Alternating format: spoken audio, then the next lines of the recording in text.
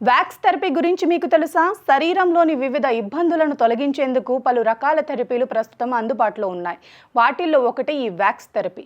ఈ థెరపీలో శరీరంలోని నొప్పి ఉన్న భాగంలో వేడి మైనం అప్లై చేస్తారు. ఇలా చేయటం వలన శరీర నొప్పి, కండరాల నొప్పి తగ్గుతుంది. మైనపు వేడి కండరాలను సడలించి నొప్పిని తగ్గిస్తుంది.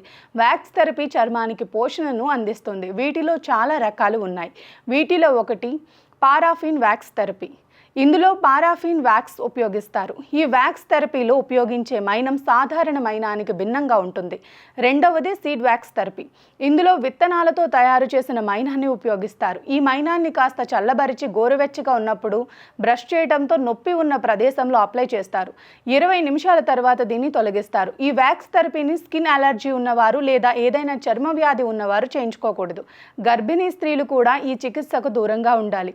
ఆర్థరైటిస్తో బాధపడేవారు, కండరాల నొప్పితో బాధపడేవారు, ఫైబ్రోమయాల్జియాతో బాధపడేవారు, మెడ, వెన్ను నొప్పితో బాధపడేవారు ఈ థెరపీని తీసుకోవచ్చు.